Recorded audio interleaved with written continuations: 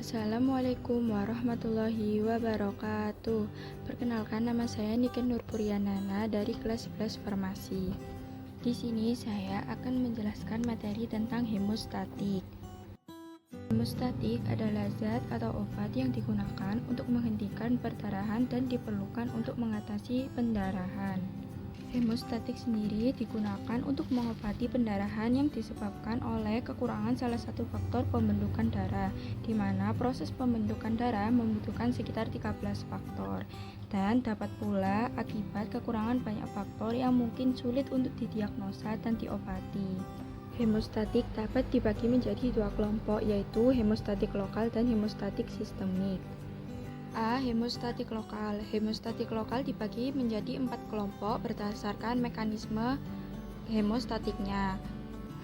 Yang pertama, absorbable hemostatik. Obat golongan ini digunakan untuk menghentikan pendarahan dengan pembentukan suatu bekuan buatan atau memberikan jaringan yang mempermudah pembekuan jika diletakkan langsung pada luka.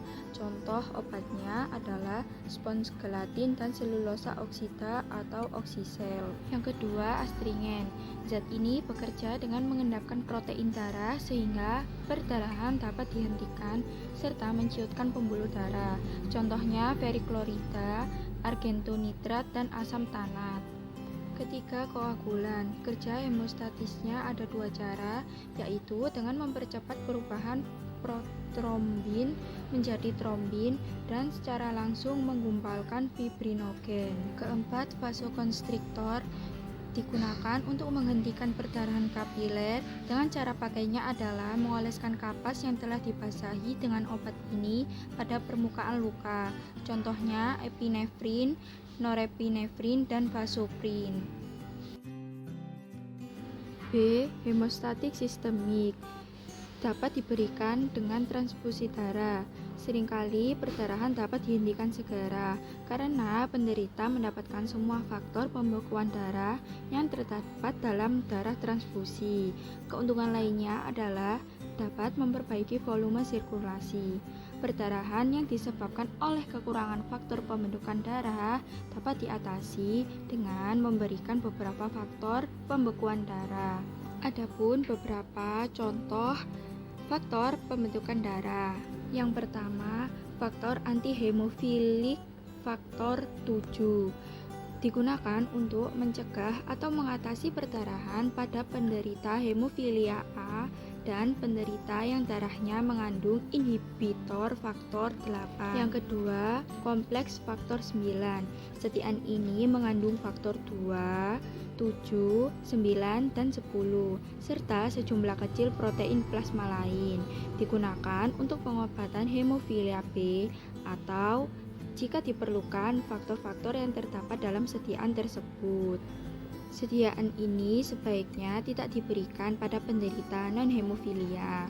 Efek samping berupa trombosit, demam, menggigil, sakit kepala, dan shock anafilaktik. Yang ketiga, human fibrinogen. Sediaan ini hanya digunakan apabila kadar fibrinogen dalam darah penderita dan daya pembekuannya dapat ditentukan. Yang keempat, vitamin K. Sebagai hemostatik, vitamin K memerlukan waktu untuk menimbulkan efek karena vitamin K harus merangsang pembentukan darah terlebih dahulu. Yang kelima, asam aminokaproat merupakan inhibitor kompetitif, aktivator plasminogen, dan penghambat plasmin.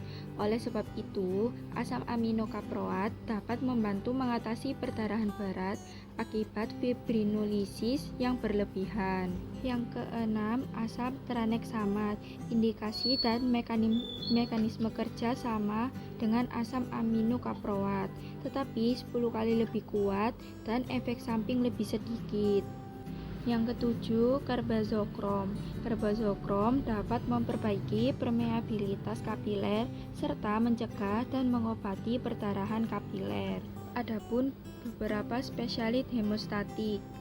Yang pertama, Adona AC dengan kandungan karbazokrom. Sediaan tablet 10 mg, 30 mg dari pabrik Tanabe. Yang kedua, Calnex dengan kandungan asram Tranex Samat. Setiaan kapsul 250 mg, tablet salut 500 mg, dan injeksi 50 mg per mili. Pabrik Kalbe Farma. Yang ketiga, CoATHP dengan kandungan serbuk faktor 8. Setiaan vial 280 UI, 290 UI, dan 300 UI. Pabrik Dipa Parmalab. Sekian dari saya. Wassalamualaikum warahmatullahi wabarakatuh.